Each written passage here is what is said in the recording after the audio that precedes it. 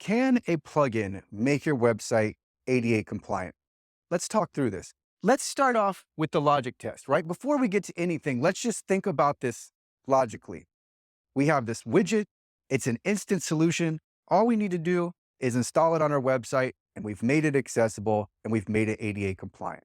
All right, let's think about that.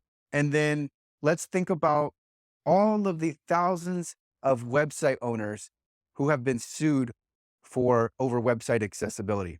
And let's think about how easy it would be to install this widget, but yet they're not going to do it, right? Because who knows why, right? They're just missing the point. They're missing this obvious answer. Let's also think about the Department of Justice. They're spending literally thousands of man hours working on regulation for digital accessibility.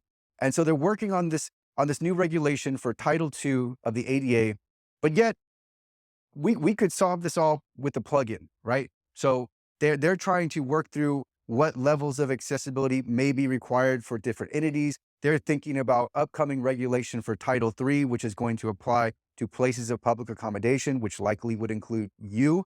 But no, there's this plugin that can solve everything. We're just going to ignore it and not pay any attention to it. Does that, just first of all, logically, does that make any sense? But also, what we need to think about is what this widget actually does. And what it does is it renders superficial adjustments over the website. That's why they're often called, these plugins are often called overlays. Okay. So they're laying over the website. So what happens is we've got a website, and I'm drawing a rectangle here. We've got this accessibility logo, right?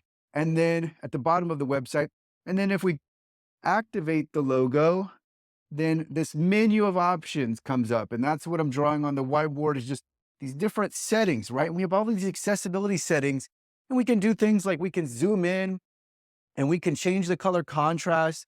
We can add highlights and other options like that, right? And so we can toggle these on or off. And I'm just drawing circles here. It's really arbitrary. But the point is that we've got this menu of options, and they can render adjustments on the website. That is true. But the adjustments are superficial. And what we need to do to make our websites ADA compliant is we must fundamentally fix the code and the content, because this is where the accessibility issues reside. So we need to fix the technical code, the underlying code of the website, and we also need to pay attention to the content. So what is the content? Well, maybe it's a podcast. Maybe it's a video, right? It could be a video. It could be images. We could have text. But the point is, we need to fix these things, or else accessibility issues will exist on our website, regardless of whether we have these superficial adjustments, whether we have this menu of options.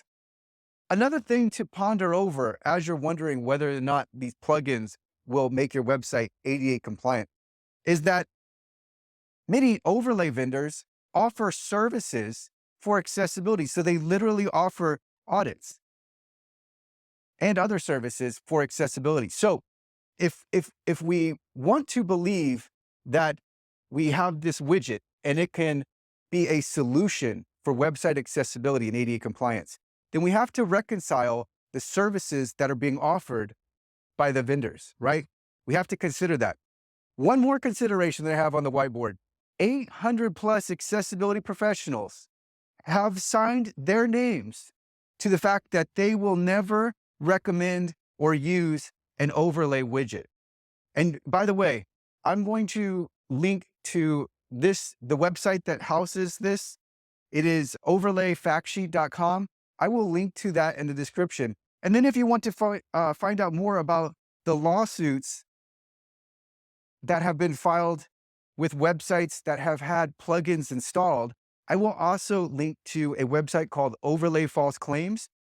I will link directly to the document, which actually objectively sets out all of these different lawsuits and the overlay widgets or plugins that have been installed when these lawsuits were filed or initiated.